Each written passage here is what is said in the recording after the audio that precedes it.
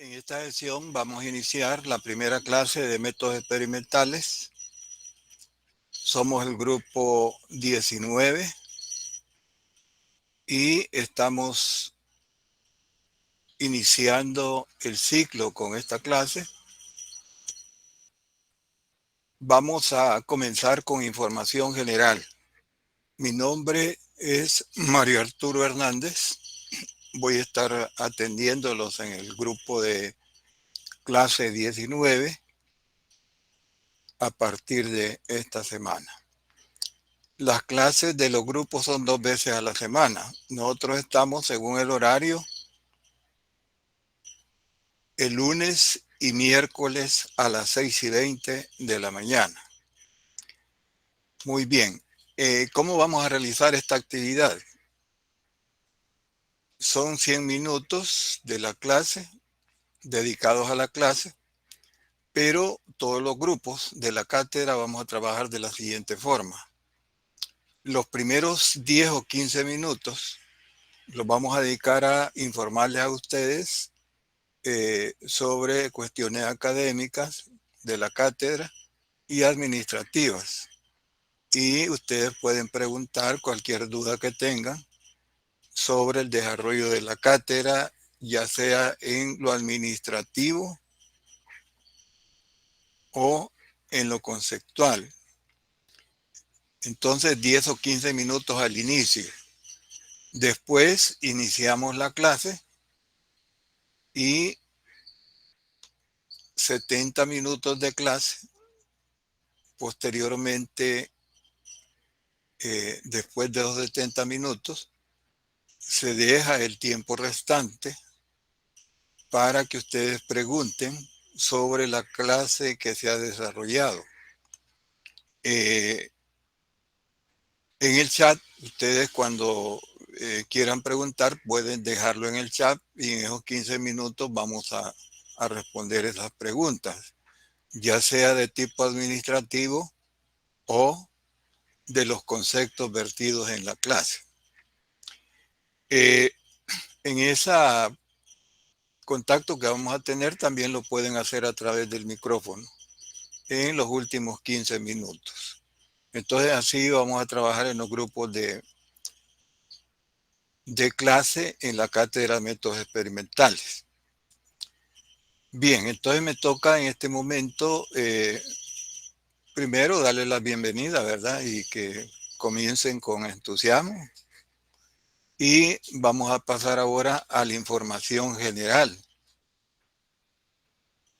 de los primeros 15 minutos. Entonces, veamos qué tenemos que informarles a ustedes importante sobre el desarrollo de la clase.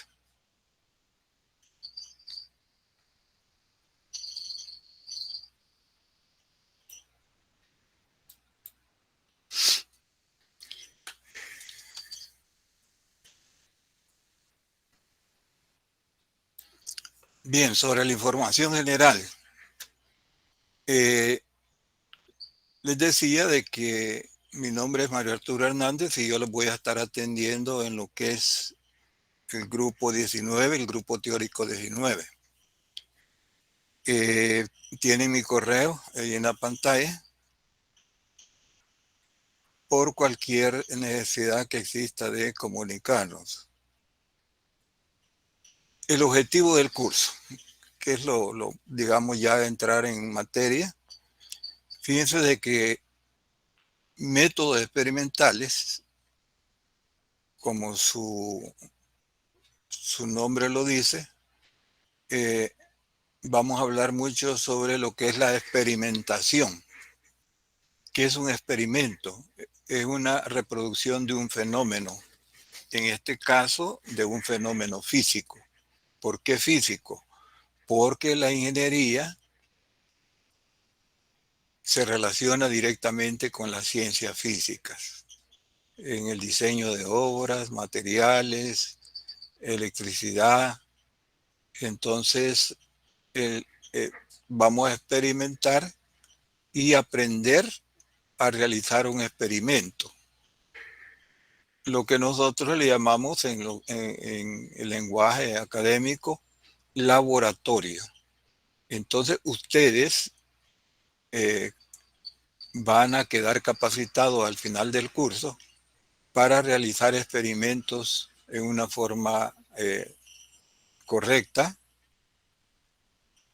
porque en las otras asignaturas, ya a nivel diferenciado, hay laboratorios, hay experimentos y ustedes ya sabrían cómo manejar esas situaciones. Entonces, esa es una parte del curso, la experimentación. Pero también en la primera unidad, que es la que estamos iniciando, el objetivo también es orientarlos a ustedes y plantearles un marco teórico de la ciencia, la tecnología y la ingeniería. ¿Qué son esos conceptos? ¿Cómo se relacionan? Y todo lo relacionado a lo que es ciencia, tecnología y experimentación.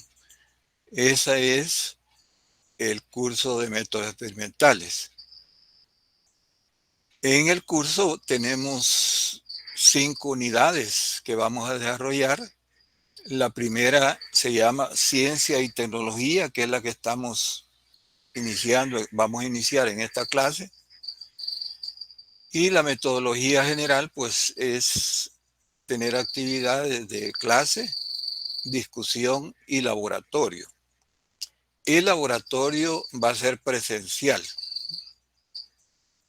O sea, vamos a ir al laboratorio, a la universidad, a realizar esos experimentos que están contenidos en el programa de métodos experimentales.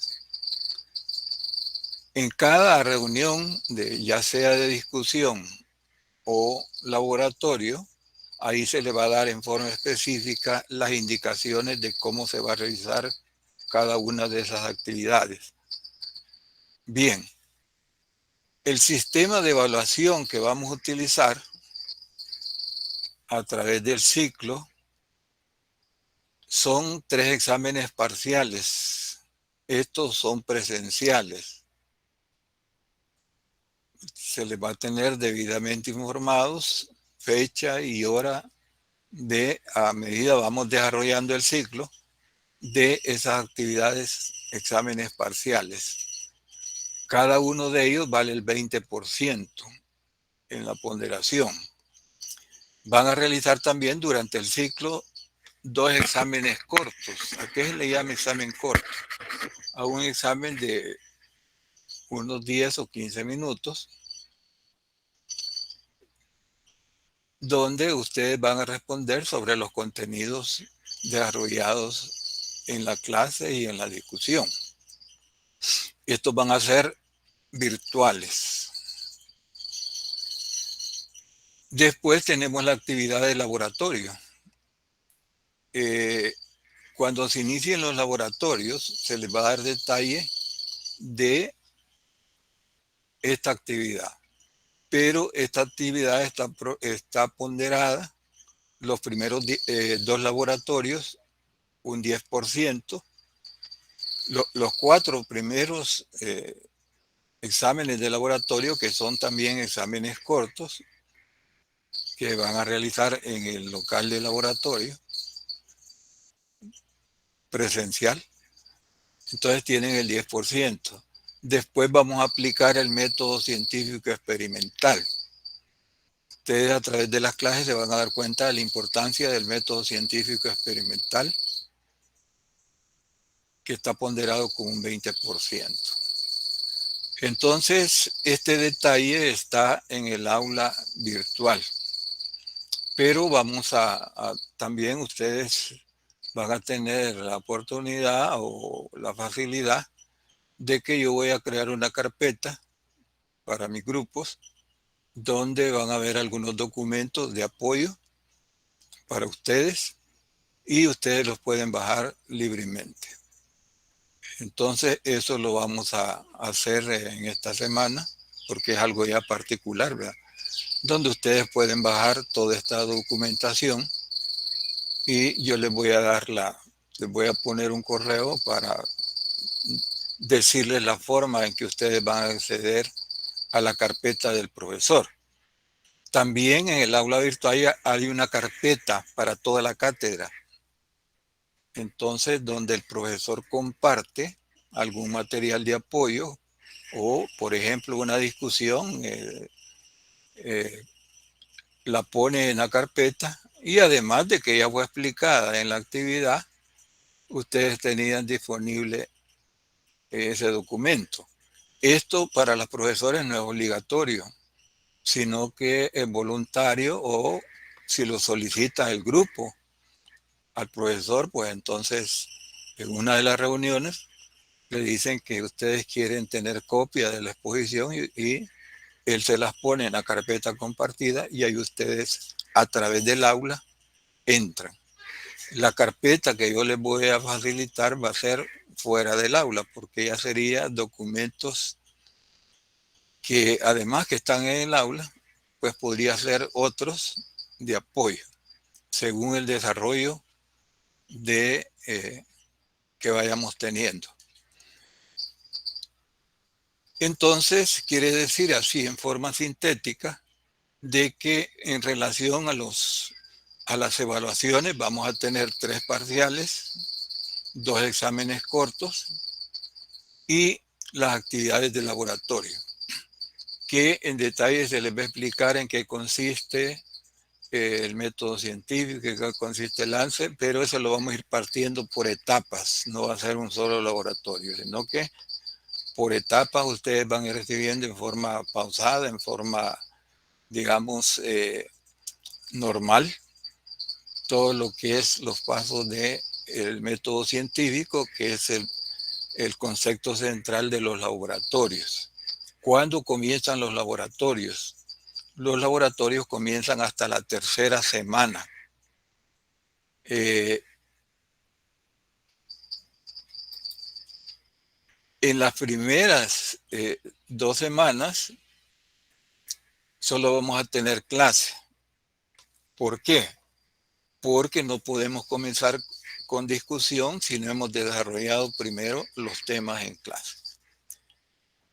Bien, esta es, digamos, en forma así un tanto general, las actividades que vamos a resolver y que vamos a estudiar en métodos experimentales durante todo el ciclo. Veamos si alguien tiene alguna pregunta.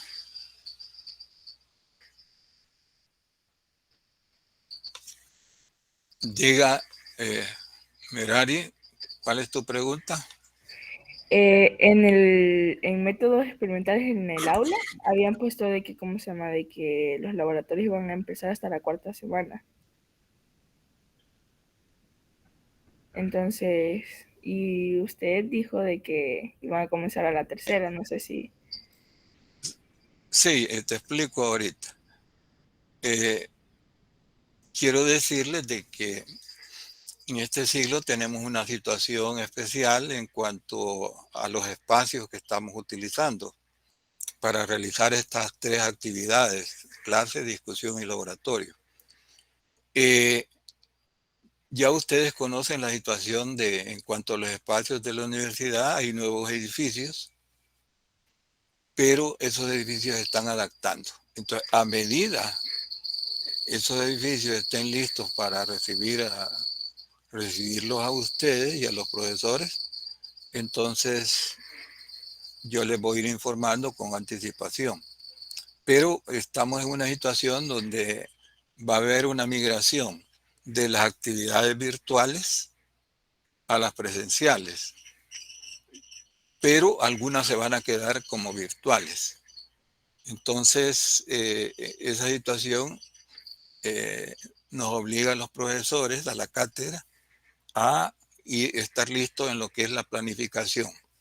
La cátedra está formada por 5 profesores y la cátedra se reúne todos los jueves para justamente ir resolviendo estos problemas, ¿verdad? No es una opción que el profesor va a decidir. Entonces, en eso yo me voy a tomar el tiempo para irles informando a ustedes, ¿verdad? Ahorita sí está la situación. Este documento que yo les he presentado es un documento escrito por el coordinador de la cátedra para esta clase inicial que estamos teniendo. ¿Otra pregunta?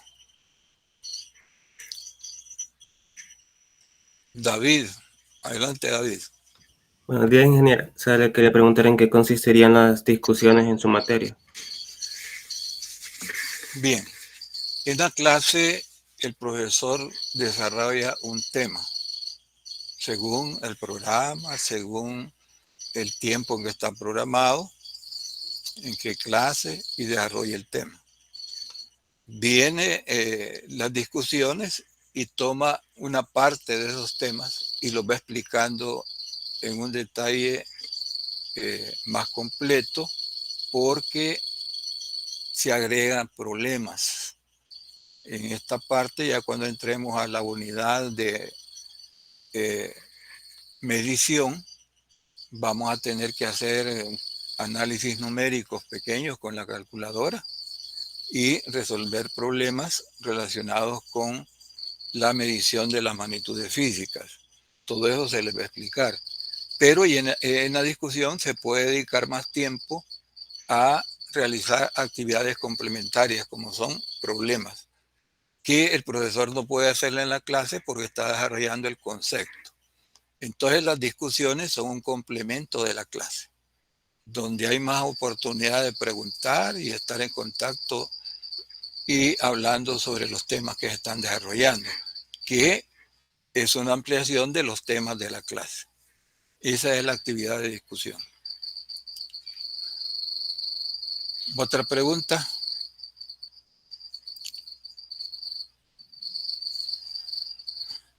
Jocelyn, adelante. Buenos días, ingeniero. ¿Se escucha? Sí, te escucho. Mi pregunta es que estaba leyendo la jornalización y pues estaba viendo que los parciales van a ser en algunas semanas la misma que de los laboratorios. Y como los dos son presenciales, entonces ahí cómo sería. Fíjese de que ya está planificado todo en el sentido de que si hay una actividad presencial, ejemplo, laboratorio o examen parcial, ahí pues ya la cátedra se acomoda tomando en cuenta de que tanto el profesor como el estudiante necesitan tiempo para trasladarse a la universidad, ¿verdad? El tiempo suficiente para... O sea, eso ya está diseñado en los horarios de laboratorio que son presenciales. O sea, no se preocupen porque alguien puede decir, bueno, yo tengo un grupo eh, de laboratorio a tal hora y tengo el examen parcial. O tengo una discusión que es virtual y un examen parcial. Eso ya está tomado en cuenta en el diseño de los horarios de laboratorio en todas las tres actividades. Ya está tomado en cuenta y en esa semana se les va a plantear qué actividades se van a hacer y tratando de que ustedes tengan la facilidad de trasladarse. O sea, no se les va a poner, no va a suceder que el parcial, que nosotros tenemos la opción de ponerlo a una hora determinada, no se les va a poner de tal forma que les quede pegado a una actividad, ¿verdad?, virtual. Porque la actividad virtual ustedes tienen que estar en su casa y no les vamos a poner simultáneamente un parcial. Eso ya está considerado. Gracias, ingeniero. Veamos quién más.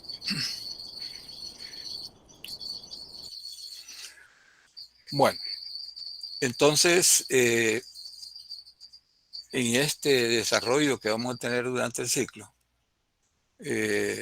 tengan confianza en lo que es preguntar, en esos 15 minutos que vamos a tener al final, que la pregunta ustedes la pueden dejar en el chat o participan así como estamos ahorita, interaccionando a través del micrófono.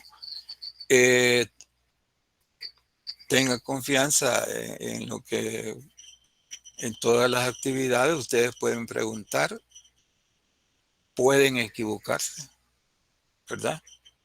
Porque están aprendiendo. Entonces, yo con todo gusto les voy a responder. Bien, pasamos entonces a lo que es ya la clase.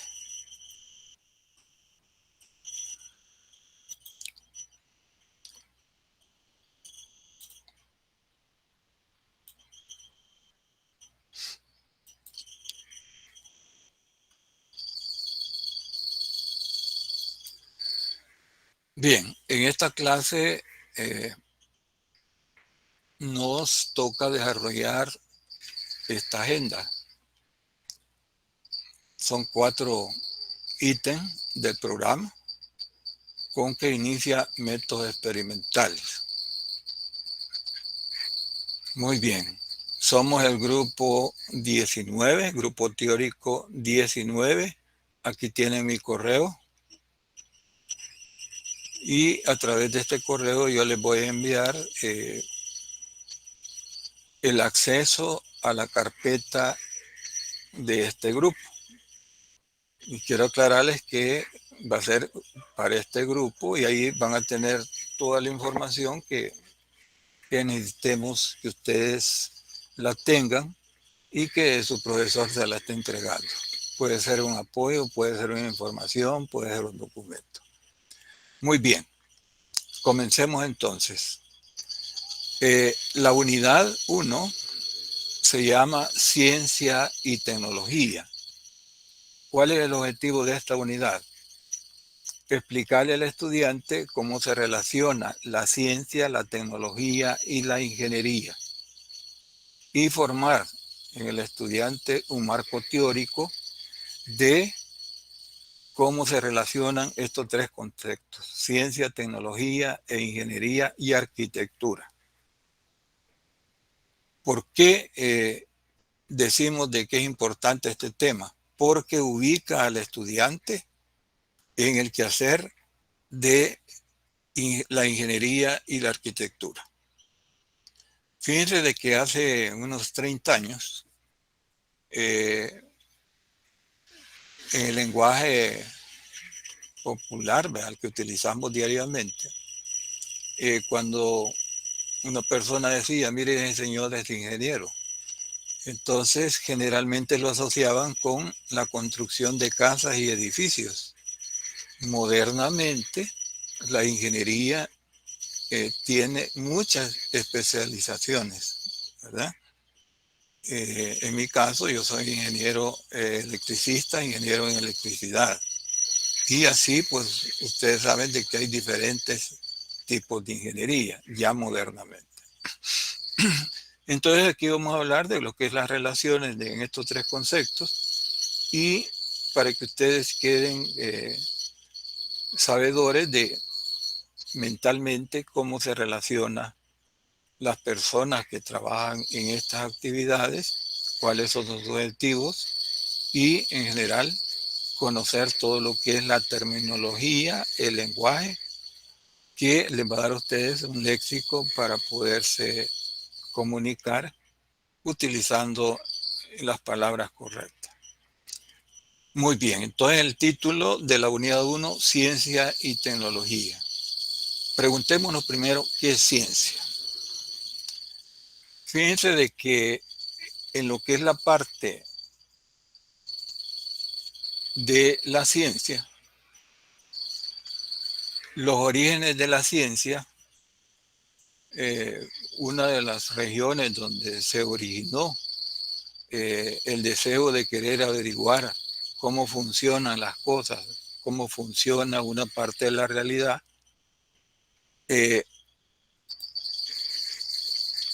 se da en Grecia. Y ahí comienza algunas personas con la inquietud de averiguar cómo funciona una parte de la realidad. Entonces tenemos diferentes tipos de ciencia.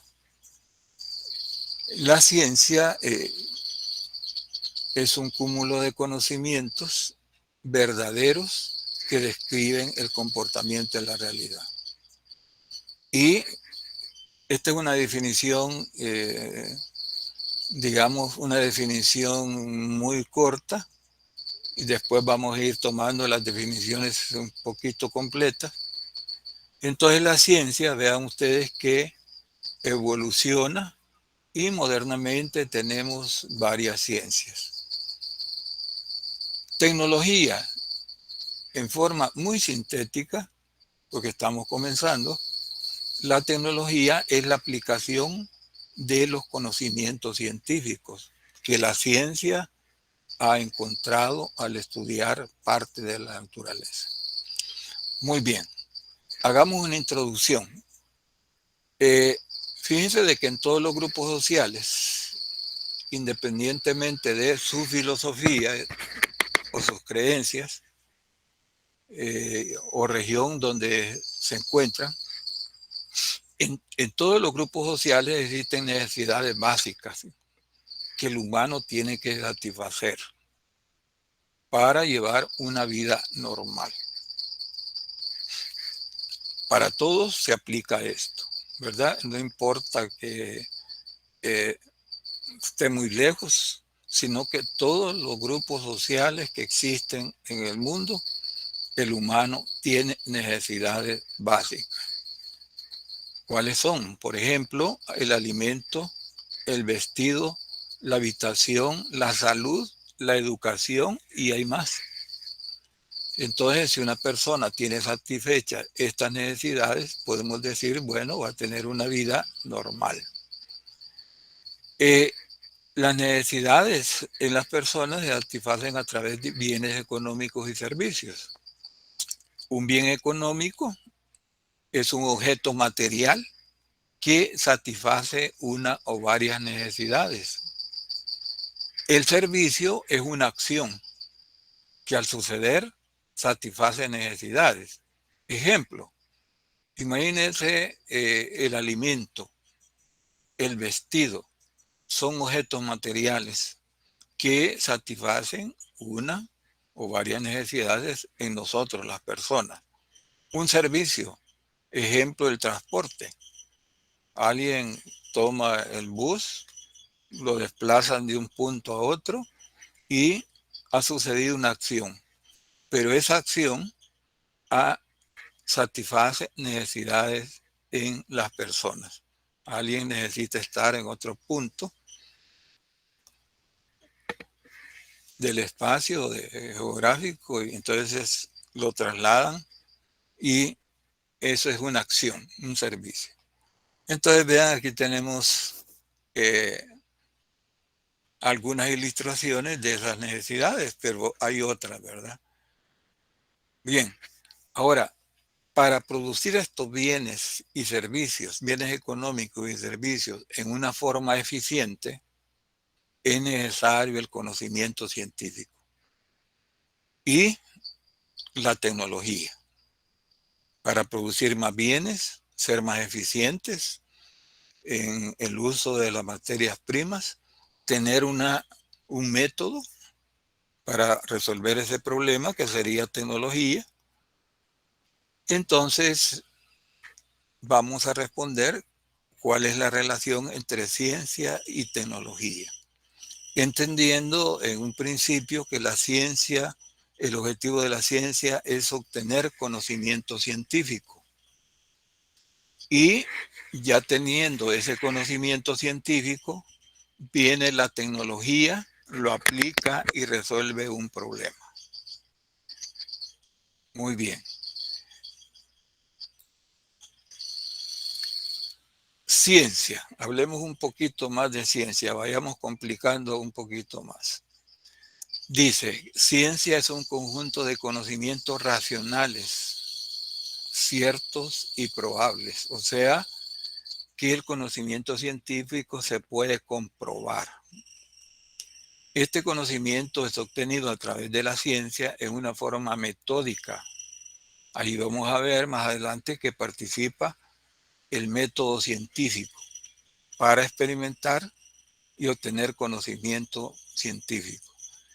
¿Qué es el conocimiento científico? Es aquel que describe cómo funciona parte de la realidad. Imagínense un fenómeno eléctrico. Las leyes de Faraday, de Mauswell, que ustedes van a estudiar en la física, son conocimientos científicos que nos dicen cómo funcionan los fenómenos eléctricos. Bien, entonces, debido a que la ciencia continuamente está cambiando, ¿por qué?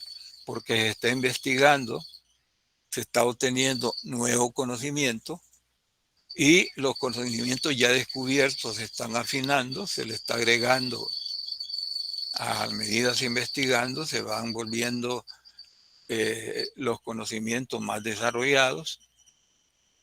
Entonces, digamos que la ciencia es un conjunto de conocimientos racionales, o sea, lo racional se relaciona con la razón.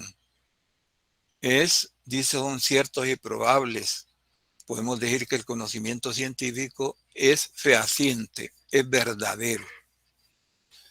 Ahí en el conocimiento científico no participa los deseos de la persona, sino que solamente describen el fenómeno independientemente de quién lo descubrió. ¿Verdad? No se pone, mire, Julanito de tal piensa de este fenómeno de esta forma. No, este fenómeno se comporta de esta forma. Eso es conocimiento científico al describir cómo se comporta determinado fenómeno.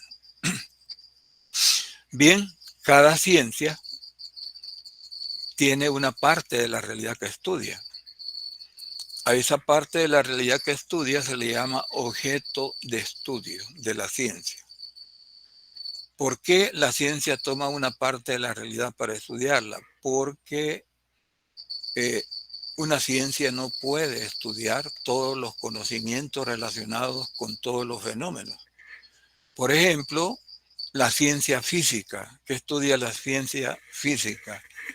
El comportamiento y los cuerpos que existen en la naturaleza.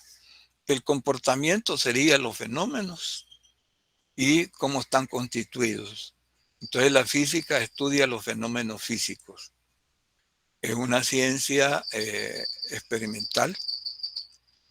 Esto quiere decir que su conocimiento científico obtenido lo obtiene a través de experimentos. Entonces la ciencia física estudia los fenómenos naturales.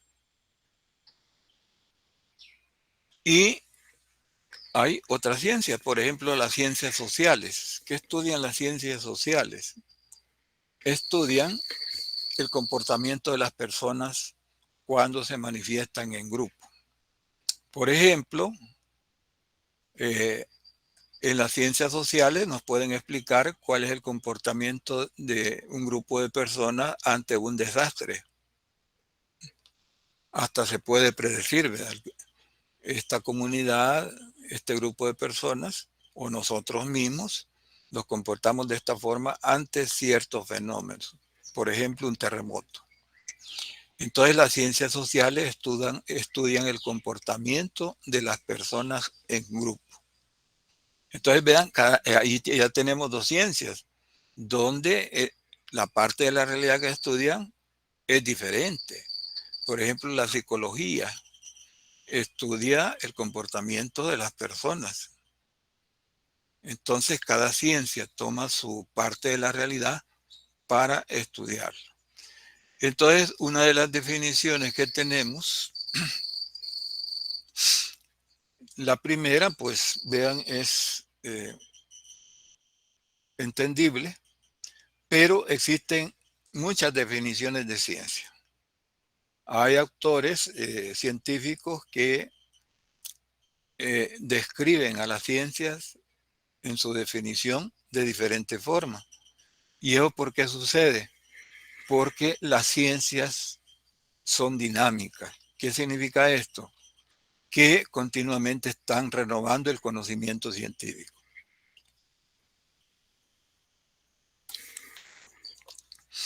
Entonces la definición de ciencia no es única.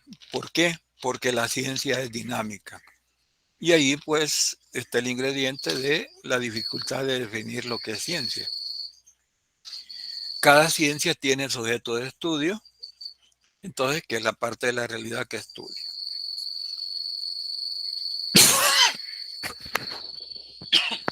¿Cuál es el objetivo de la ciencia? Obtener conocimiento científico. ¿Y qué es el conocimiento científico? Es aquel que describe cómo se comporta la realidad que esa ciencia estudia. Entonces, diríamos de que el conocimiento científico describe cómo se comporta esa parte de la realidad que una ciencia estudia.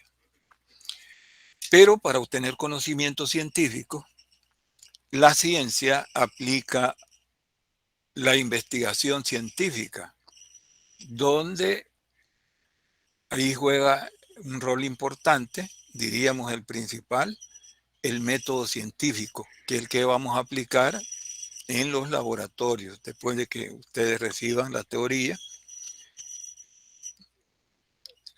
Para obtener conocimiento científico hay que realizar investigación científica. O sea, no una persona va a decir yo estoy investigando porque estoy viendo. No. Tiene que aplicar el método científico, que es la herramienta principal de la investigación científica.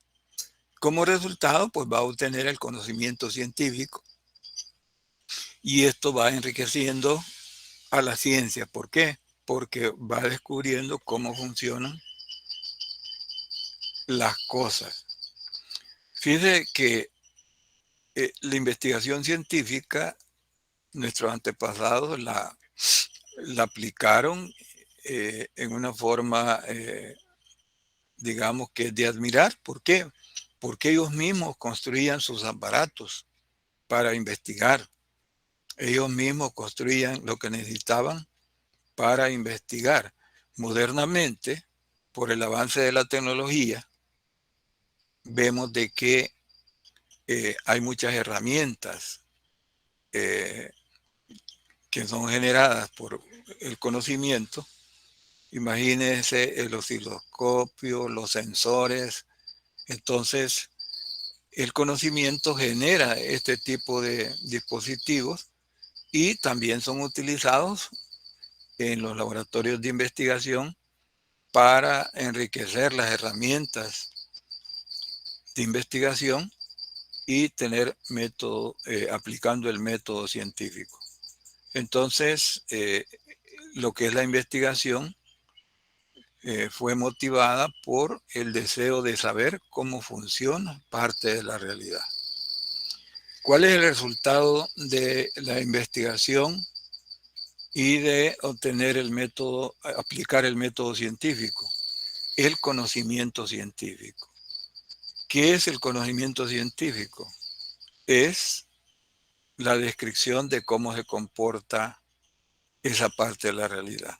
Imagínese, esta persona está investigando, está aplicando el método científico y como resultado tiene una ecuación. Entonces quiere decir que él está haciendo investigación, aplicando el método científico y el producto de esa investigación es conocimiento científico. Puede ser un enunciado, puede ser una ecuación, o puede ser una ley o un principio, el resultado final. Esto nos dice de que las ciencias poseen mucho conocimiento científico que ha sido desarrollado por la aplicación del método científico. Bien.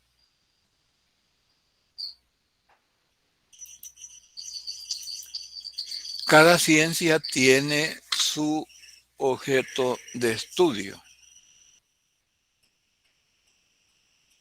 Fíjense de que el objeto de la ciencia es estudiar su objeto de estudio para tener conocimiento científico. Aquí, vean, ponemos ejemplos de el objeto de estudio. Por ejemplo, la biología estudia las leyes de la vida animal y vegetal. La física, los cuerpos, sus leyes y propiedades. La matemática, el razonamiento deductivo, las propiedades de los seres abstractos. La matemática estudia seres abstractos, que son aquellos que no existen. Por ejemplo, símbolos del integral, de la derivada, de la sumatoria. Esos son entes abstractos que sirven para referenciar a la persona en su mente, pero no tienen existencia real. En la matemática se trabaja con seres abstractos, que son todas las simbologías que se hacen en los desarrollos matemáticos. La química estudia la composición interna y propiedades de los cuerpos simples y sus transformaciones cuando se combinan varios cuerpos, varias sustancias. Entonces las reacciones químicas, por ejemplo. Entonces vean que cada ciencia tiene una parte de la realidad que estudia, pero podrían haber ciencias que comparten el objeto de estudio. Y diríamos de que eso existe modernamente. Por ejemplo, la geofísica. Vean, ahí hay dos aspectos diferentes y la física se comparte con esa ciencia. Entonces, los objetos de estudio es la parte de la realidad que estudia cada ciencia y su objetivo de la ciencia es aplicar la investigación, el método científico, para averiguar cómo funciona el objeto de estudio estudiado.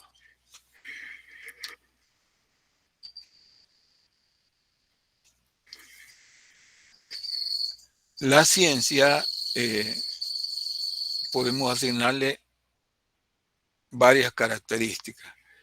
En el folleto ustedes van a encontrar que la ciencia tiene alrededor de unas 9 características. Vamos a comentar las primeras 3. Dice que la ciencia es fáctica. Fáctico, si ustedes buscan en el diccionario, dice relacionado a los hechos. O sea, la física es fáctica porque describe los hechos que suceden cuando observa un fenómeno físico. Entonces vean, no hay aquí influencia de las personas, del pensamiento de las personas, sino que quien define es el comportamiento de los fenómenos estudiados. Es fáctica, se refiere a los hechos, no a las opiniones de las personas. La segunda dice, la característica de la ciencia, trasciende a los hechos. O sea, que descubre cierto grupo de conocimientos, pero después no se limita a decir, bueno, estoy conforme porque ya lo investigué. Continúa investigando esos fenómenos hasta obtener completamente todo el conocimiento científico que describe dichos fenómenos. Es analítica. ¿Por qué es analítica? Porque toma en cuenta todos los problemas que se manifiestan en la situación observada. Los desglosa, los descompone y estudia cada uno de ellos y después los relaciona. Entonces, el conocimiento científico es analítico porque es el resultado de la ciencia. Muy bien, entonces, hasta este punto, hagamos una pequeña síntesis. Me interesa que ustedes se queden con los siguientes conceptos. Primero, ¿Cuál es la importancia de la ciencia y la tecnología? Digamos de que la ciencia y la tecnología nos dan las herramientas que nos dicen cómo se comporta la realidad. Ya teniendo como resultado de la investigación científica, como resultado del trabajo de las ciencias, ya tenemos el conocimiento científico. Entonces el ser humano plantea, bueno, ya conozco cómo funciona esta parte de la realidad y ya puedo resolver problemas relacionados con esa parte de la realidad, entendiendo problemas como satisfacer necesidades en las personas, encontrar un método que sería aplicar tecnología, un método que nos permita ser eficientes en la transformación de los recursos, de las materias primas. Entonces, la ciencia y la tecnología se complementan. Una da el conocimiento científico y la otra la aplica. Fíjense de que la tecnología no hace investigación científica, sino que toma el conocimiento que la ciencia ha descubierto y lo aplica, genera métodos de aplicación, genera procesos de aplicación de esa tecnología. Ese conocimiento ya aplicado a través de la tecnología. Muy bien. ¿Cuál es entonces el objetivo de la ciencia? Obtener conocimiento científico. Hasta ahí. No lo aplica. En forma general, hay excepciones, desde luego, donde un científico descubre algo y él tiene las capacidades para, por ejemplo, construir un aparato basándose en el conocimiento científico que descubrió y tener un producto que resuelva necesidades. Pero formalmente definimos la ciencia, el objetivo de la ciencia, obtener conocimiento científico. ¿Cómo lo obtiene? A través de la investigación científica aplicando el método científico. Ya tenemos el conocimiento. Entonces, viene la tecnología, toma ese conocimiento, lo aplica a través de un método y resuelve problemas. Crea diseños de dispositivos que satisfacen necesidades en las personas o en diferentes rubros, en lo que es, por ejemplo, la industria, y entonces esa sociedad se vuelve más eficiente. Bien, en lo que es la parte de la ciencia, decíamos de que la definición o definir ciencia se vuelve un tanto complejo por el hecho de que la ciencia es dinámica. ¿Qué significa que la ciencia es dinámica? Que continuamente está descubriendo conocimiento, pero a la vez está también complementando los conocimientos que ya estudió. Entonces la ciencia, podemos asegurar, es dinámica. ¿Por qué? Porque hay un movimiento de producir conocimiento y perfeccionar el conocimiento que ya tiene. Planteamos la ciencia entonces en principio como un grupo de conocimiento científico. ¿Qué es el conocimiento científico? Es la descripción de la realidad. Según la ciencia, cada ciencia tiene su objeto de estudio y el conocimiento científico que va obteniendo, pues va enriqueciendo a la ciencia. Bien, aquí vamos a darle importancia, les voy a poner este ejemplo. ¿Qué pasaría si todas las personas naciéramos con conocimiento científico? Pues entonces, qué bien, ¿verdad? Podríamos resolver todas las dificultades que nos presentan. Pero no es así. Las personas no nacemos con conocimiento científico. Ya vamos a ver cómo se piensa en forma normal una persona y cómo tiene también pensamiento científico. ¿Y qué es lo que hay que hacer para tener, además del conocimiento normal, cómo resolver los problemas diarios? ¿Cómo es que una persona puede obtener conocimiento científico? Bien, este esquema que tenemos acá nos dice, mire, no se puede hacer investigación científica, no se puede obtener conocimiento científico así nomás. O sea, una persona no puede decir voy a investigar y quedarse viendo un fenómeno y decir esto funciona así. No. Necesariamente tiene que aplicar el método científico. Entonces, ¿cuál es la herramienta que utilizan las ciencias para obtener conocimiento científico? La herramienta es el método científico. ¿Qué es el método científico? Aunque lo vamos a ver con mucho detalle. En esta clase inicial diríamos de que es un método que nos dice cómo hacer investigación científica. ¿Cuál es el resultado de aplicar el método científico? El conocimiento científico. Bien, ese es el resumen que ustedes deben de ponerle atención.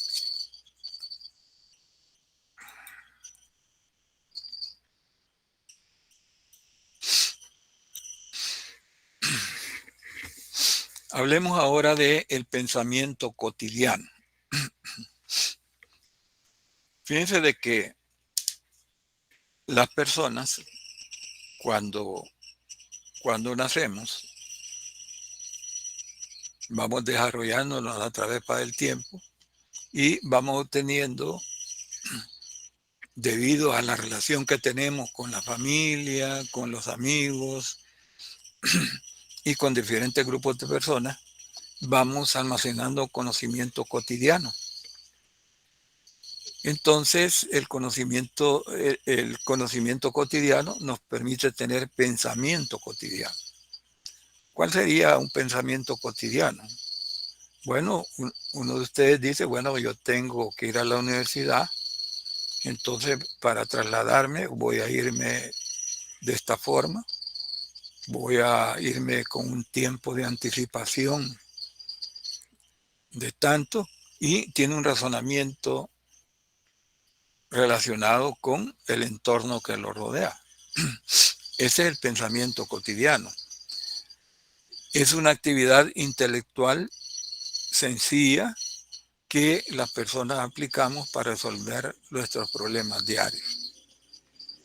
Entonces, esto se da en todas las personas, en la mayoría de las personas, y de forma habitual. O sea que no tenemos que hacer nada, hacer investigación, sino que decimos, bueno, sucedió esto, hago esto, lo resuelvo de esta forma, y es un pensamiento que lo tenemos todos los días.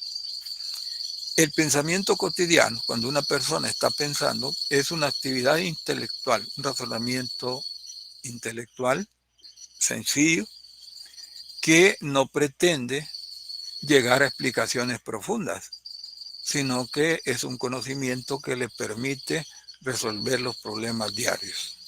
¿Cómo lo aprendemos? A través de las relaciones con la familia y los diferentes grupos sociales que nos relacionamos en un día común, por ejemplo. Entonces, fácilmente de adquirir y no necesita tener conocimiento científico. Ahora vamos al pensamiento científico. Para tener pensamiento científico, pues el ser humano tiene que estudiar y informarse sobre el conocimiento científico existente. Entonces, el pensamiento científico requiere como requisito para que una persona piense científicamente es tener conocimiento científico acumulado. Ejemplo, ustedes han adquirido una carrera y asisten a las actividades, por ejemplo, de esta asignatura, que son diferentes, y ahí van a recibir conocimiento científico que se va a ir acumulando en ustedes, y después, al ver el fenómeno en la realidad, ustedes ya pueden razonar y pensar científicamente. ¿Por qué? Porque están aplicando el conocimiento científico. Conclusión entonces, para pensar científicamente tenemos que poseer conocimiento científico, y para poseer el conocimiento científico tenemos que leerlo, tenemos que aprenderlo. En su carrera es un proceso donde se les va entregando el conocimiento científico. Cada vez que ustedes van recibiendo conocimiento científico, se van volviendo más capaces para pensar científicamente. A tal grado que imagínense un ingeniero, un estudiante de ingeniería, mecánica, eléctrica o arquitectura, por mencionar alguna, ya cuando está al final de su carrera, él observa la realidad y dice, ahí hay un problema, y que está relacionado con lo que él ha estudiado. Pero otro que no ha estudiado esa carrera no lo nota. Entonces ahí hay una diferencia. ¿Quién logró entender el fenómeno? El que tenía el conocimiento científico. Bien, entonces el conocimiento científico permite tener pensamiento científico, o sea, un razonamiento científico lo hace el que tiene acumulado conocimiento científico. Y tanto el pensamiento cotidiano como el pensamiento científico son actividades intelectuales. Cuando se tiene pensamiento cotidiano es una actividad intelectual sencilla, porque los problemas que resolvemos diariamente en nuestra vida son sencillos. Pero para tener conocimiento científico es necesario primero hacerse del conocimiento científico. Ejemplo, en este diagrama. Vean, aquí hay una persona que está haciendo, supongamos, una reacción química.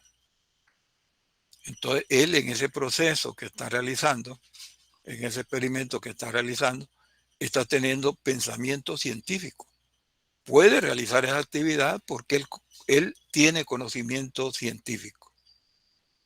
Y esta otra persona, suponemos, va deprisa a su trabajo porque ya es el tarde y va pensando con pensamiento cotidiano. El objetivo de él es llegar a tiempo, ¿verdad? Que son problemas diarios que nosotros tenemos. Y está aplicando el pensamiento cotidiano. Esto nos dice entonces de que el pensamiento científico es de un nivel superior al pensamiento cotidiano. En el pensamiento cotidiano nosotros tenemos acumulados muchos conocimientos de cómo realizar o resolver actividades cotidianas. Pero el pensamiento científico ya requiere una condición: tener conocimiento científico. Ahora, si alguien dice, bueno, quiere decir que esos dos tipos de conocimiento están contrarios, se opone uno al otro. No, se complementan.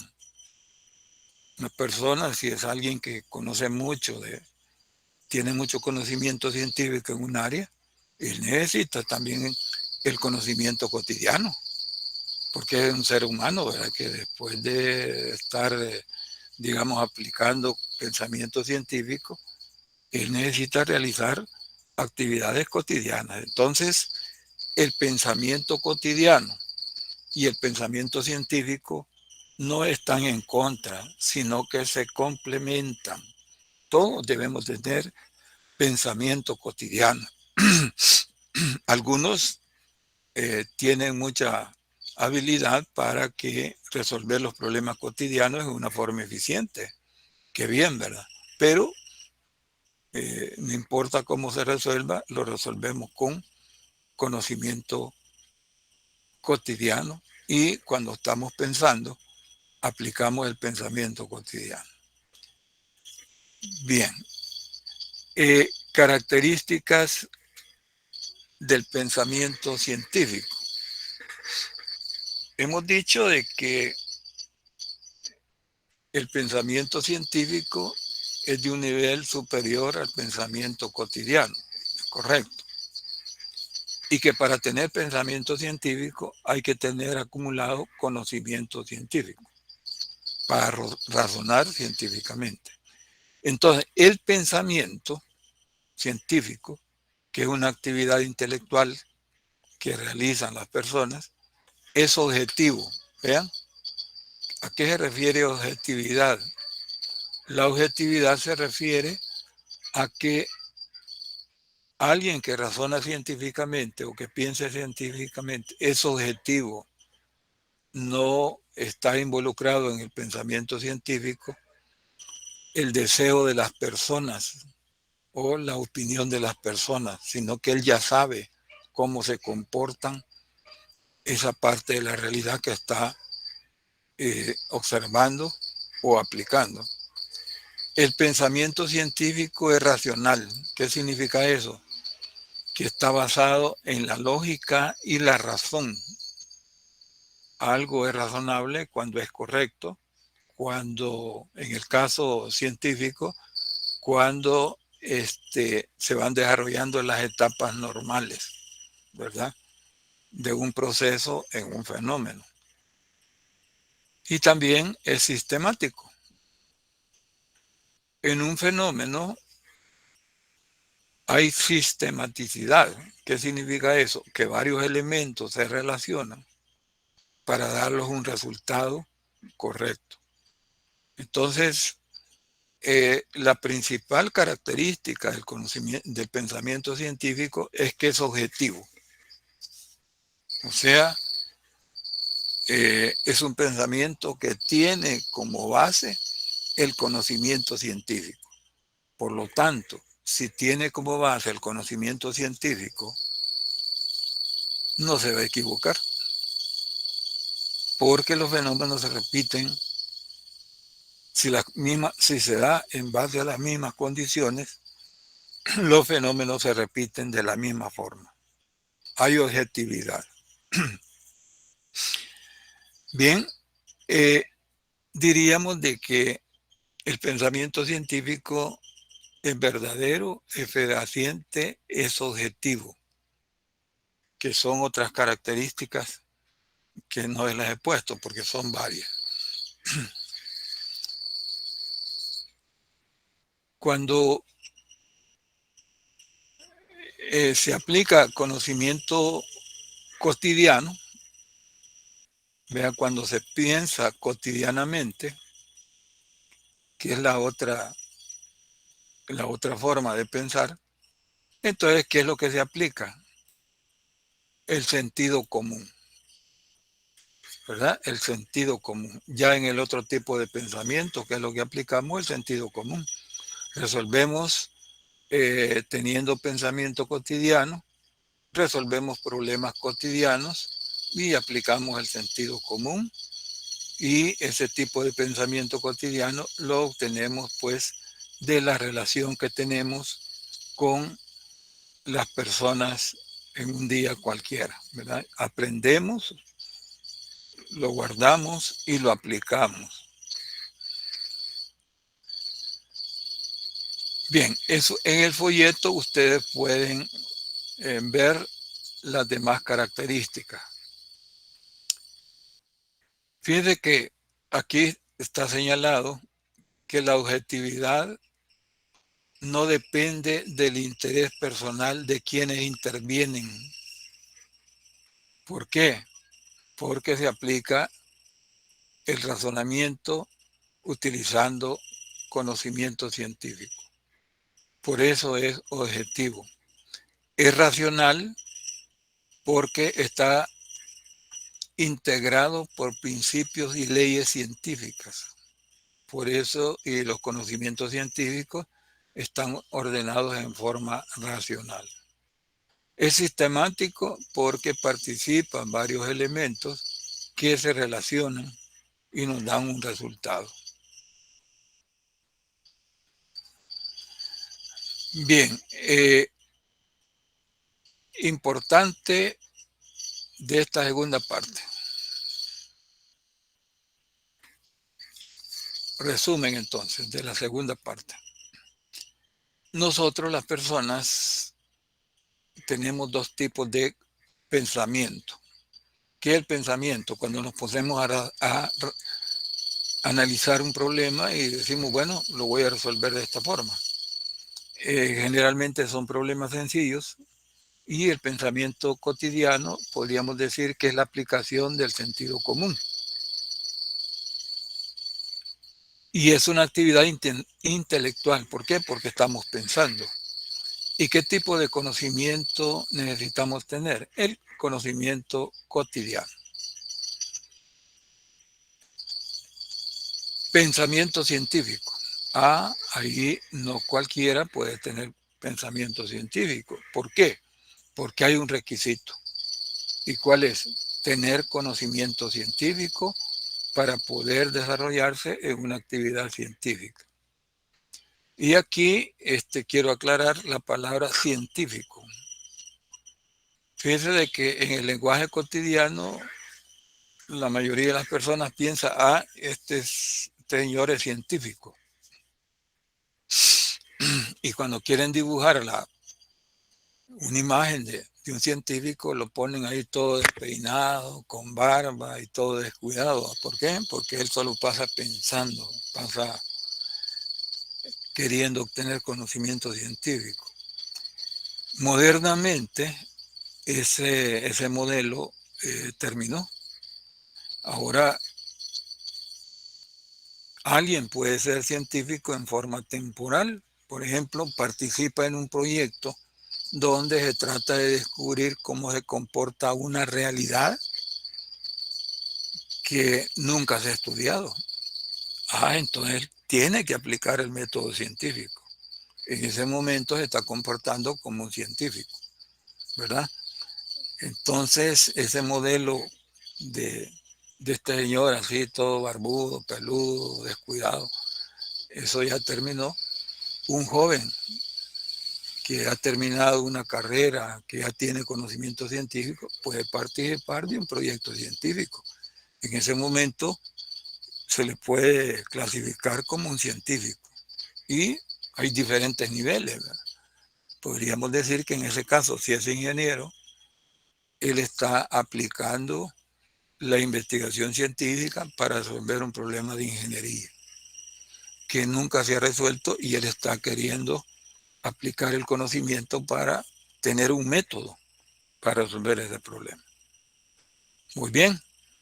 En cuanto a la importancia del pensamiento científico, diríamos que es de un nivel más alto que el conocimiento cotidiano. Todos tenemos conocimiento cotidiano, lo debemos de tener, ¿verdad? Ahora, estas tres son, digamos, las tres características del pensamiento científico más importantes. Es objetivo. ¿Qué quiere decir que es objetivo? Que no habla de cosas que no sean el conocimiento científico. No habla de opinión de personas.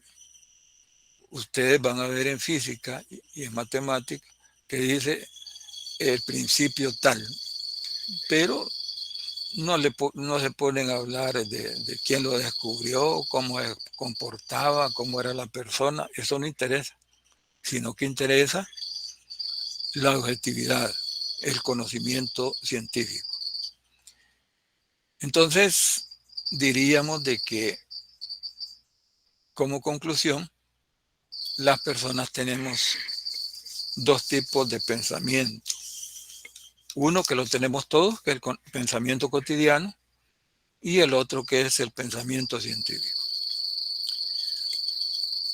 Ahora vamos al conocimiento. Vean que es diferente pensamiento que conocimiento. El pensamiento es una actividad intelectual y el conocimiento es la descripción de cómo se comporta parte de una realidad en un objeto de estudio. Muy bien. Al conocimiento cotidiano también se le puede llamar conocimiento empírico. ¿Qué es el empirismo? Todo conocimiento basado en la experiencia. Por ejemplo, les pongo un ejemplo. Imagine que en una industria, en una fábrica, hay una máquina muy compleja, muy grande y muy compleja. Entonces, una persona tiene, manejando la máquina, tiene un panel y él aprieta botones. Y la máquina se comporta de diferentes formas. Y él llega a ser, a través del tiempo, llega a ser un experto en manejar esa máquina. Tiene pantallas, tiene botones, tiene palancas, entonces él es muy eficiente. Pero ¿qué pasa cuando esa máquina falla? Y ya los controles ya no le obedecen. Entonces él dice, bueno, hasta aquí llegué porque yo no sé cómo funciona, por ejemplo, la parte eléctrica de la máquina. Entonces él tiene como conocimiento empírico para manejar esa máquina. Pero hasta ahí.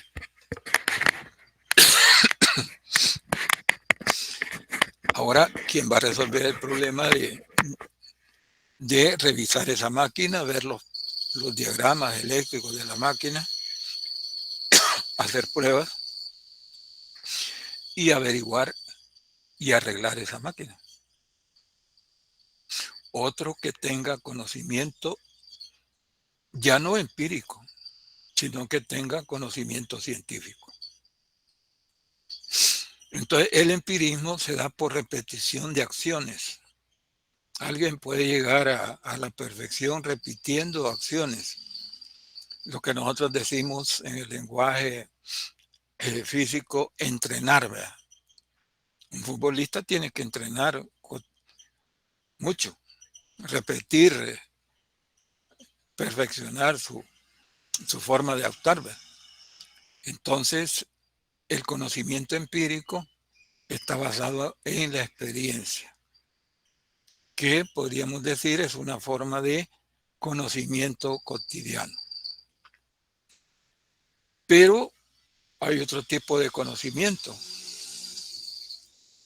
que no es adquirido a través de la práctica. Vean acá, el conocimiento empírico es obtenido a través de la experiencia práctica. Quiere decir, al repetir una acción. Pero hay otro tipo de conocimiento, que es el conocimiento científico. El conocimiento científico describe el comportamiento de la realidad. Y es muy valioso. ¿Por qué? Porque nos dice cómo funcionan las cosas en la naturaleza. Entonces todos tenemos conocimiento empírico y lo obtenemos a través de la práctica, a través de repetir acciones. Imagínense en una construcción, el encargado de dirigir esa construcción le dice a una persona que está trabajando ahí, mira, hace la mezcla al 3x1. Entonces 3 de arena y 1 de cemento. Entonces la hace y es muy eficiente y hace la mezcla y tiene preparado ya listo el material. Pero si nosotros le preguntamos, bueno, ¿y por qué 3x1 y no 3x2? Entonces para dar explicaciones de cómo el comportamiento microscópico, la reacción que tiene el cemento y la arena, y hay otra cosa, hay que tener conocimiento científico. Entonces, vean, ahí está la diferencia entre lo que es conocimiento empírico o cotidiano y conocimiento científico. Han oído mencionar algunas veces que dice, él es un empírico. Esa persona es un empírico en hacer tal cosa, y es muy bueno. Quiere decir que esa persona adquirió el conocimiento empírico a través de repetir acciones, a través de la experiencia. Entendiendo la experiencia, que repitió mucho esa acción hasta que llegó a perfeccionar la forma de hacer esa actividad. Pero no tiene conocimiento científico ya cuando hay problemas en resolver esa actividad.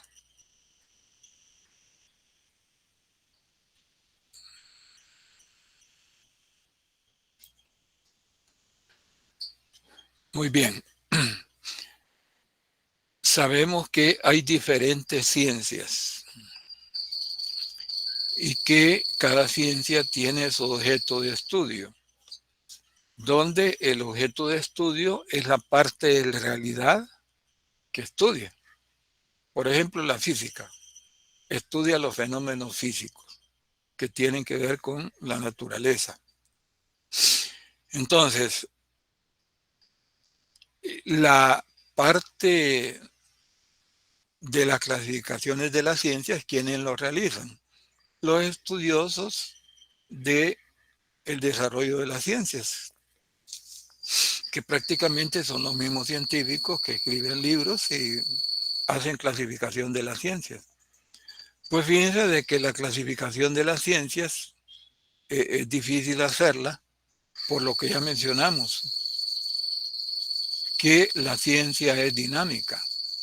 ¿Por qué es dinámica? Porque continuamente está generando nuevo conocimiento, pero a la vez está complementando el conocimiento ya estudiado. Entonces, de ahí la palabra dinámica. Cuando algo es dinámico, es que está cambiando.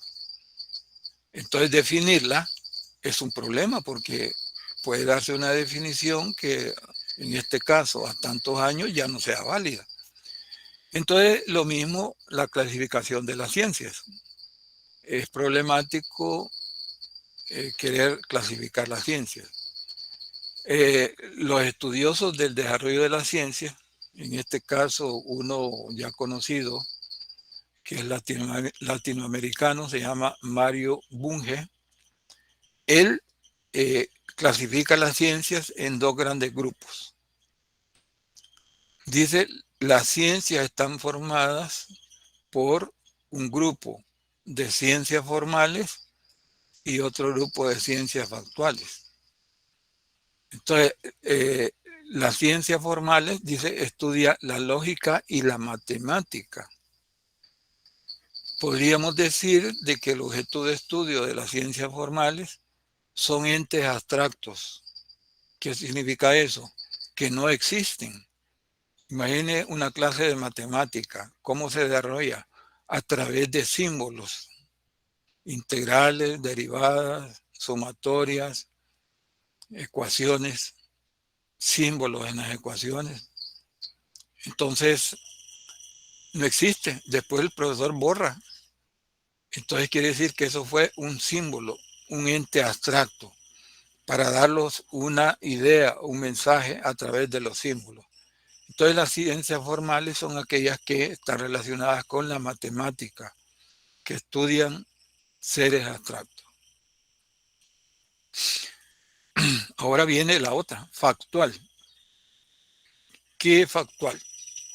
Es relacionado a los hechos. ¿Qué significa hechos? A los fenómenos. Por lo tanto, hemos dicho que el conocimiento científico es verdadero. Entonces, lo factual se relaciona con los hechos reales. Entonces, las ciencias factuales son las ciencias naturales. que estudian los fenómenos de la naturaleza, por ejemplo, la física, la química, la biología, el ser humano. Culturales cuando vean ya se relaciona a grupo de personas. Por ejemplo, la sociología. ¿Qué estudia la sociología? Estudia el comportamiento de las personas en grupo. La economía estudia los fenómenos económicos, escasez, abundancia. Y así vemos de que son relacionados, vean, con grupos de personas, las ciencias culturales. Entonces Mario Bunge dice, bueno, hay dos tipos de ciencias, las formales, que se trabaja con simbología, la lógica y la matemática, y las factuales, donde se trabaja con fenómenos reales. Un fenómeno físico lo podemos ver, lo podemos cuantificar, lo podemos observar. Muy bien. Entonces, esta es la definición que es aceptada, primero por ser sencilla, ¿verdad? Y porque el autor es reconocido. Pero hemos dicho al inicio de que la clasificación de las ciencias es un problema porque la ciencia es dinámica. La otra clasificación que la cátedra ha tomado para ponerle en el folleto, porque son más entendibles, pero hay más, quiero aclararles que hay más, no solamente estas dos. La segunda es, los autores son Kedrov y Spirkin, son dos estudiosos del desarrollo de la ciencia. Se basa, característica de esta segunda clasificación es que se basa según el objeto de estudio de la ciencia. También la de Mario Bunge dice que se basa en el objeto de estudio de la ciencia. O sea, cómo es el objeto de estudio, así la clasifica. Entonces dice ciencias, este autor ya ha desarrollado más los tipos de ciencias. Dice ciencias filosóficas, ciencias matemáticas, aquí incluye la cibernética, matemáticas, vean, la deja aparte. También acá es considerado la lógica y la matemática. No le llama ciencias formales, sino que le llama ciencias matemáticas. Vean, y en la primera clasificación dice ciencia formal. Bueno, aquí tenemos, vean, las diferentes ciencias. Y también hace un apartado para las ciencias naturales. Entonces, aquí están las ciencias, todas estas son ciencias naturales. Bien, ¿cuál es lo importante que ustedes deben de saber en estas dos clasificaciones, que son las únicas con las cuales se le pueden hacer preguntas? Porque hay más, pero por cuestiones didácticas, pues solamente se han escogido dos. Lo importante, primero que las dos clasificaciones tienen como principal eje el objeto de estudio. O sea, las clasificó de esa forma pensando en las características del objeto de estudio. Entonces, Mario Bunge las divide en formales y factuales. O sea, estudio de entes abstractos que no son reales y los factuales, que es relacionado a los hechos o a la realidad. Y el otro, vean que hace un desarrollo mucho más amplio, pero también es cuestionable, otro actor puede cuestionar, no, esto no va aquí, va acá. Por eso es difícil, se dice que es difícil clasificar la ciencia. Muy bien, entonces, una pregunta sería, mire, ¿en qué se clasifica, en qué se basa la clasificación de la ciencia del autor Kedrov? Se basa en las características de su objeto de estudio. Esa sería la respuesta. O Otra pregunta, ¿cuáles son las ciencias formales según Mario Unger? La lógica y la matemática. Bien.